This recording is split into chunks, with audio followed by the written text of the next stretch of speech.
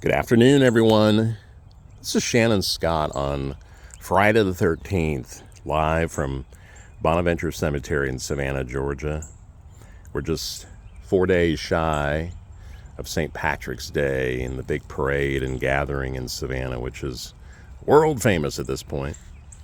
But it's every spring that I arrive here to kind of celebrate springtime and the flowering of 10,000 shrubs in Bonaventure with a little ritual performance of my own. And that is to celebrate the writing of a novel by an author of incredible prowess named Harry Hervey. And Harry Hervey is buried here with his mother, Jane Davis Hervey. He died of throat cancer at 50 years of age in 1951. And his mother laid him to rest here in the place that had served and been such a muse for him. And what's lovely about the placement is not only did this scene or this aisle or row inspire a passage from his novel, The Damned Don't Cry of 1939, but he is buried just below a Scottish cairn made of 17th century chapel stones from an area near Glasgow. Maybe Glasgow itself. That's the Little family plot up there. So these are not the same plot, but connected, and it's just perfect. And I'll tell you why.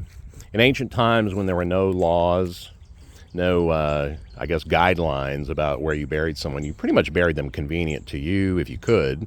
But it was wherever they died. You put them on the side of the road or, farmer's field, wherever that might have occurred.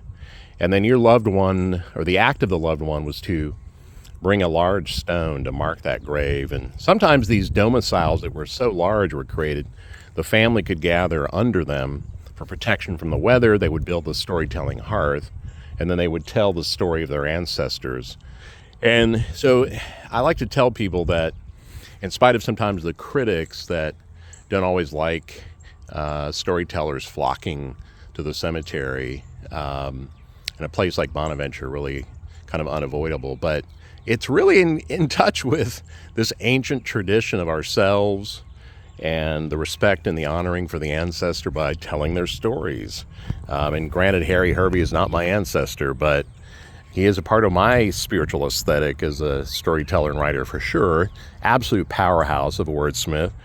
And years ago, there was a biography published by a College of Charleston librarian named Harlan Green called The Damned Don't Cry, They Just Disappear, because Harry Hervey dies in this kind of obscurity that is just painful, but I don't think he lived any less of a life.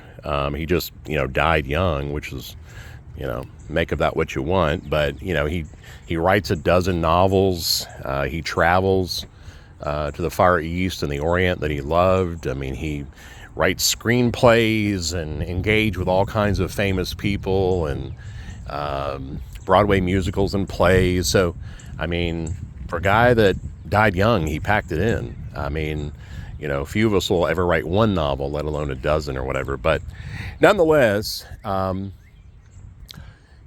there was a famous hotel in Savannah torn down called the DeSoto Hotel. And it was torn down in the 1960s from the Victorian age.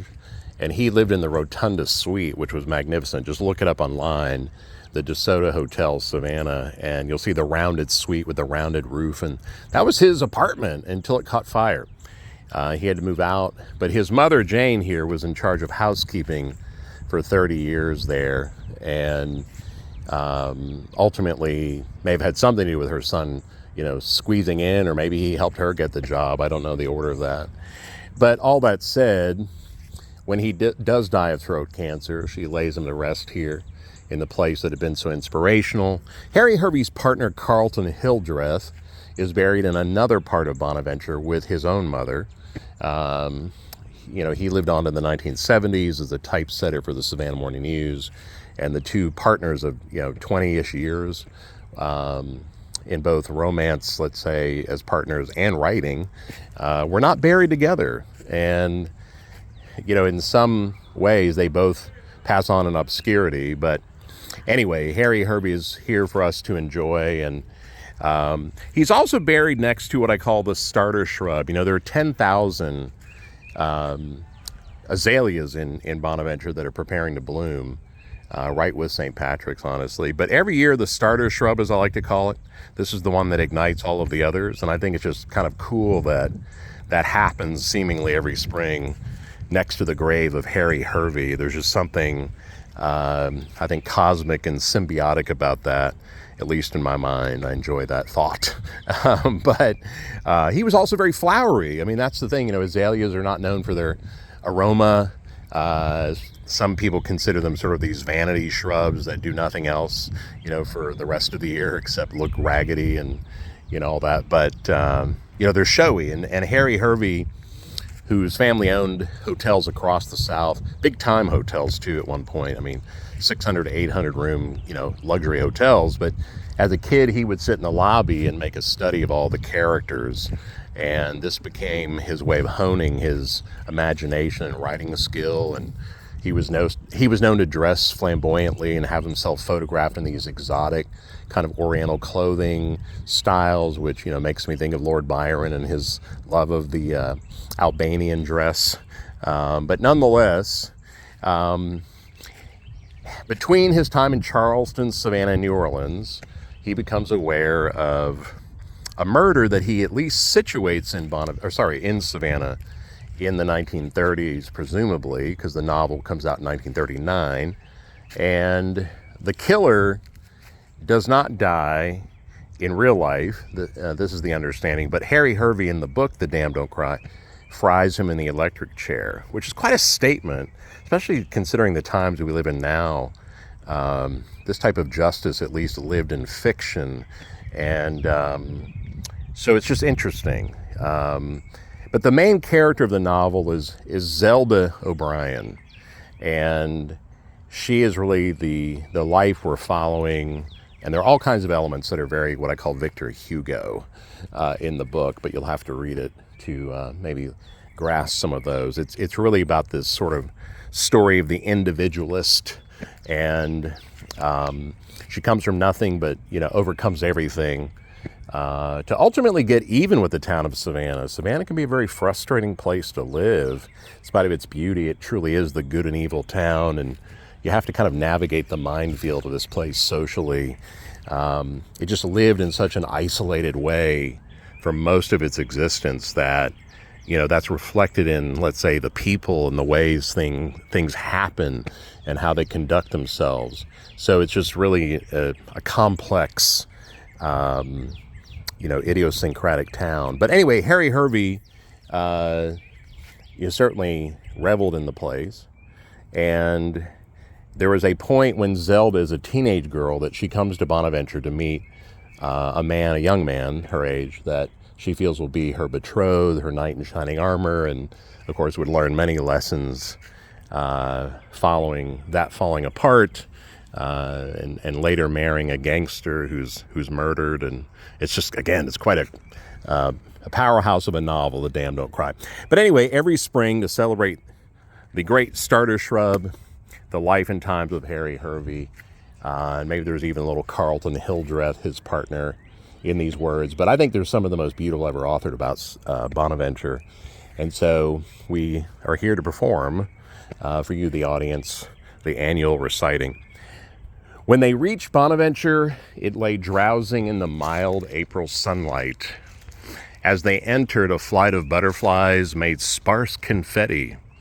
A pale shell road melted into a vista of pontifical splendor. The green of the live oaks and magnolias, the hoary smoke of the moss, the graying blandness of obelisks, slabs, and shafts, all blended into somber Gothic above the votive fires of the azaleas. Row upon row of them pile along the lanes, magenta, cerise, salmon, pink, and white.